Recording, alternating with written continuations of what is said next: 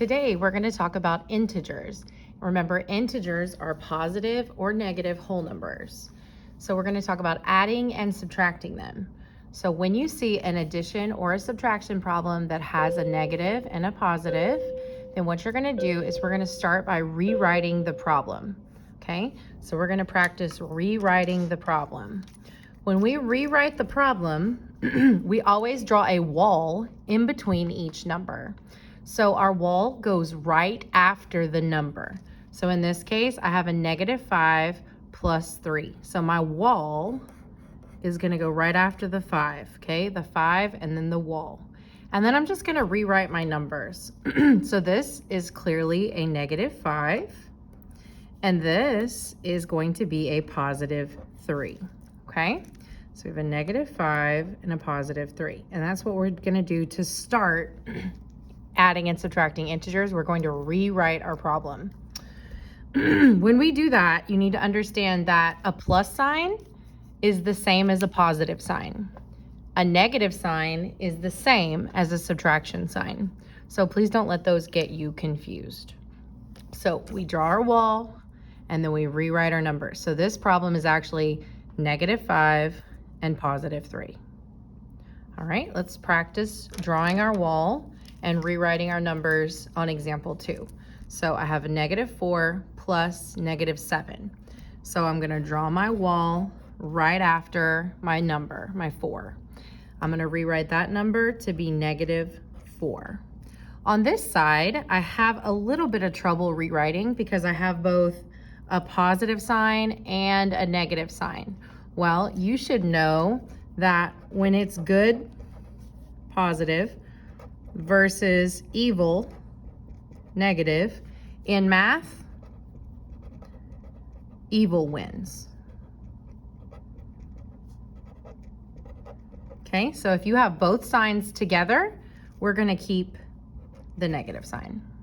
If you have both signs together, you're going to keep that negative sign. All right, then we have example number 3. Okay, so this problem ended up being -4, -7. Okay, we just rewrote two separate numbers.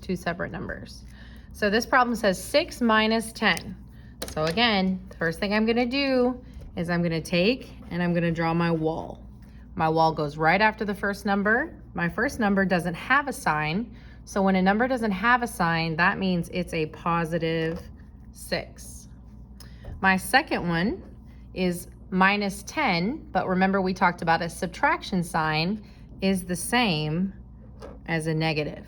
So this problem breaks up into +6, -10. All right, let's try example number 4. So example number 4 says 12 minus -8. So I'm gonna draw my wall, and I know this sign doesn't have one, so it's gonna be positive. When it doesn't have a sign, it's positive. And then this one, the parentheses don't mean anything because there's not a number. If there was a number here, that would mean multiplication, but there's no number in front of my parentheses. So this is a minus a -8, okay? So really it's like this, minus -8. The parentheses don't really matter. So now when evil gets together, when two evils get together, two negatives get together, they become positive. When two evils get together, they become positive. And literally, if you think about a plus sign or a positive sign, that's literally a negative and a negative that you can put together to make a plus sign, a positive sign. So these two negatives will become +8. So to review, good versus evil, when you have both, those evil wins, okay? But when you have two evils get together, they become positive, okay?